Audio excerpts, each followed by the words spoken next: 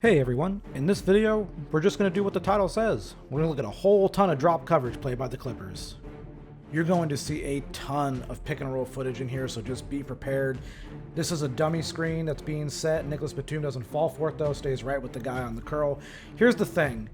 The Cavaliers run a ton of pick and roll, especially with Sexton and Garland, and the Clippers have to be ready for it, especially in drop coverage. Kawhi Leonard ices this screen that's coming, and Serge Ibaka is playing drop coverage here. As Taurean Prince goes up, Serge Ibaka and Kawhi Leonard give a great contest on this and force the miss, but things did not go this easily and this well for the Clippers all night in this regard.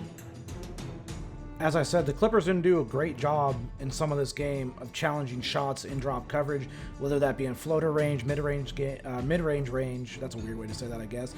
But this play kind of shows a little bit of the problems. Paul George ices the screen, which is good. As the play happens, Serge Ibaka is the low man. He's the drop coverage defender, the big. He doesn't come up to greet this really that well. Yes, it's a contest, but it's not a good one. It's too good of a look for Colin Sexton. He makes it. However, the next time that Cleveland decides to run their pick and roll action, we see Serge Ibaka do a lot better job here as the dropping coverage big because he's able to stay more square up than he was before. Reggie Jackson here is going to push Garland over the top of this screen, but Ibaka's in a solid spot here.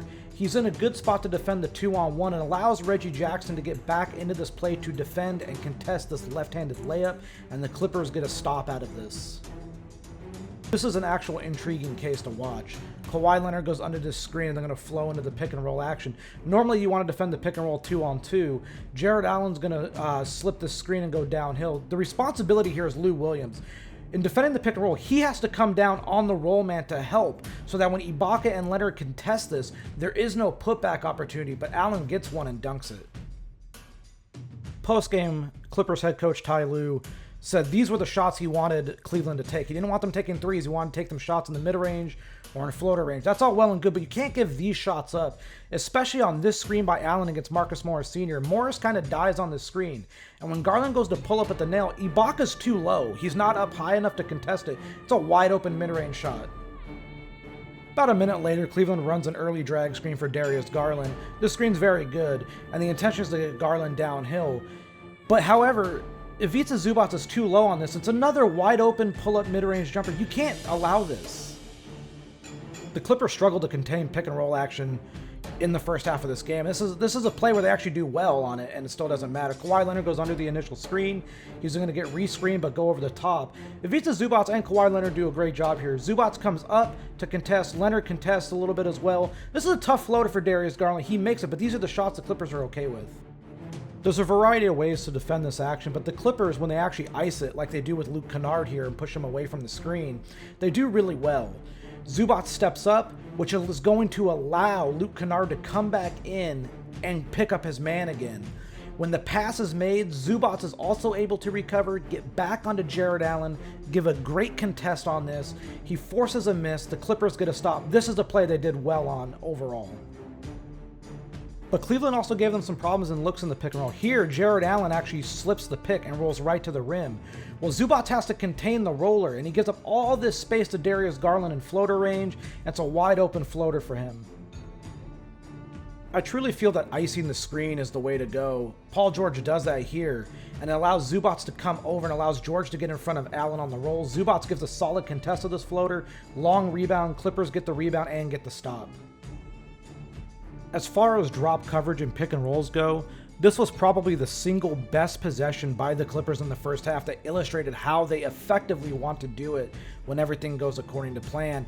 Here's the screen against Paul George. George is going to force Sexton over the top of it, right into the waiting arms of Zubac, who does a great job of stepping up and holding Sexton up before retreating to the roll man. It allows Paul George to get back into the play and contest this shot and to get the Clippers another stop. This play kind of shows how even beyond just the guarding a pick and roll 2-on-2, which is what Ty Lue and the Clippers want to do, you can even be thrown a little bit haywire if everyone doesn't do their job on the same play. Remember, defense is a 5-man unit working together, not just 1 or 2 guys. Screen comes against Paul George. Sexton's going to go downhill like he did on the previous play.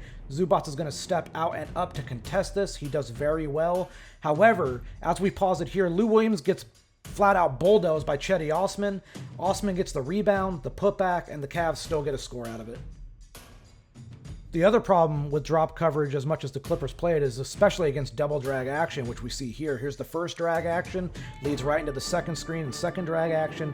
Ivica Zubac typically would like to step up on this, but because of the double drag, he has to stay with the roller. It allows Darius Garland to get an open left-handed layup that he ends up making. This is an example of actually still playing solid drop coverage defense. Here comes the screen. Serge Ibaka's the drop coverage right here. As Garland comes down, Jackson gets in position, and so does Ibaka on the shot contest. This is made, but this is not bad defense. Point of attack against screens matter hugely against pick and roll coverage. Batum gets the wrong way on this screen, allows Garland to get downhill. Ibaka's too low, doesn't come up to contest this, worried about the 2-on-1. Garland sinks the easy floater.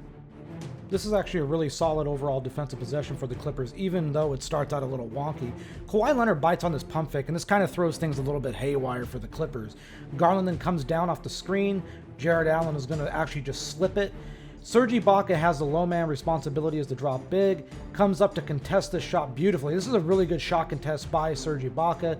Kawhi Leonard and Jared Allen jostle for position on the glass, but Jared Allen gets his hand on the ball and tips it back out. The Clippers don't get the crucial rebound. That's a big deal. You got to get the rebound on possessions like this because you never know how the second shot can end up going, against you. Okoro and Allen flow into another pick and roll. As we see here, there's the screen being made. Ibaka's down in the paint, ready to contest. Okoro goes up. Ibaka gives a great shot contest here. This is tremendous work by him. Batum gets his body into Allen to cause some problems. The ball goes out of bounds to Cleveland, but this is a good defensive possession for the Clippers overall. Now we've moved to the second half, and at halftime, after the game, Ty Lue said that at halftime, the Clippers did not make any strategic adjustments in the pick and roll coverage. They kept doing what they're doing. Reggie Jackson, awesome job here, getting over the top of the screen before Sexton could. This way, he's able to stay in front of him. Cleveland's going to rescreen on the other side. Ibaka's going to be stepped up as the helping big in drop coverage. This forces Sexton to pull up a little earlier than he wanted to. The shot is a little short, and the Clippers get a first stop. At the end of the day, these are the shots the Clippers want to give up in drop coverage. Batum's going to get caught on the screen, but he's going to fight hard to get over the top of it. Garland is going to pull up. Batum gives a really good contest on this. Garland makes the shot, but these are the shots the Clippers will live with. We come to this play, and ideally you want your big to step up a little higher in the drop coverage. As we see, Zubac is low at the elbow, but he needs to be a little higher so that when Sexton pulls up, he can give a better contest on this. It's a pretty open shot for Sexton, and he makes this bucket. I know you've seen all these shots, all these floaters, all these mid-range pull-ups, and you're probably wondering what's the difference between any of them. It's a make or miss league. Well, there is difference. Like, you can give up good floaters and you can give up bad floaters. The bad floaters are the ones that are more open than you would like them to be. On this play, screen against Kawhi Leonard. Leonard's going to come down off the top of that screen. Zubac comes up to show a little bit. This is a good floater to give up. You want to give this up. Unfortunately, Garland makes it. Strategically, the Clippers did not want to give up three-point attempts to Cleveland. And they actually, they did the job. They only gave up 10 all game. However, they probably should have gone under more screens as an ability to make sure they don't get beat in the pick and roll. This screen right here, this little handoff, is a switch by the Clippers. So now Leonard's on Garland. And here he goes over the goes under the first screen. This is a great job. When they rescreen, he also goes under that one. Why is this important? Well, when Garland drives, Leonard's there to meet him, and Zubac is there to help him on the contest. This is a very tough layup for Garland. He doesn't make it, and the Clippers get the rebound. There are good floaters. There are bad floaters. You're about to see a bad floater to give up. Here, Osman comes off the screen. It's a good screen. Marcus Morris Sr. gets kind of washed away a little bit on it. Zubac is down. He's protecting against the roll. He's too worried about the roll by Allen. Osman gets a really good look at a floater here. He misses it. However, Cleveland gets the rebound. They're going to get a Jared Allen, basically a Jared Allen layup. He gets fouled, and he's going to go to the free throw line. Ty Lue says he wants to defend the pick and roll 2-on-2, but sometimes a help defender is good. Lou Williams here digs down right to the elbow, forces Garland back to the middle. Zubac has a solid little help on this. Now Garland makes this floater, but this is a good one to give up.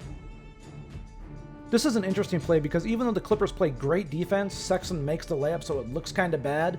But this is good defense. Sexton goes early, but Paul George is going to push him to the right.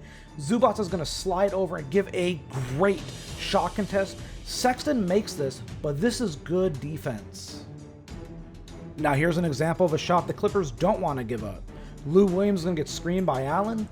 As Sexton comes down, Zubac is going to be a little bit too low. He needs to step up just a tad more. He does contest this, but Colin Sexton's a good pull-up shooter, and he ends up making this. This is by far the best job by the Clippers defending a pick and roll 2-on-2. Paul George goes over the top of the screen. What does he do? Back pressure right there. Back pressure the ball handler, allows Zubac to step up and contest this. He gets a block, and if you look at Paul George, he's defending Jarrett Allen on the roll to box him out. It is very important that when defending this, the guards get over the top of the screen and pressure from the back. Zubac's drop coverage at the elbow. Paul George is going to race back into this play to back contest this shot because Zubac gave him enough time to do so, and it's a miss. At the end of the day, the main goal of playing drop coverage is to force players into mid-range shots because those are the least efficient shots in the NBA. You don't want to give up layups and you don't want to give up threes. But if you're forcing players into mid-range shots, they have to be contested or at least semi-contested.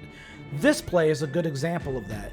Paul George gets screened. Zubac is a little bit higher up. He's not in a deep drop here. It allows Paul George to get over the top of the screen and back contest to get a beautiful stop for the Clippers. It took 29 plays, but here's perfection. Kawhi Leonard gets screened by Andre Drummond. He's going to get over the top. Zubac is going to jump out to corral Sexton and allow Leonard to get back into legal guarding position. Leonard's back in position, which forces a pass to Drummond. Zubac steps up.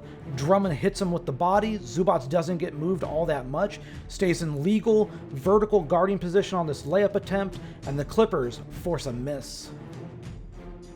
All right, folks, I know you thought we'd never get here. The 30th and final play, I promise you this is the final one.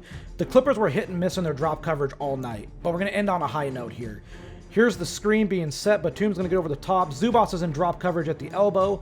As we end up pausing for a second here, Batum is put in jail by the ball handler. Zubac is guarding the roll man Drummond, and we see Paul George dug down from the strong side corner to help and play the passing lane to force a steal to get the Clippers their last stop in this.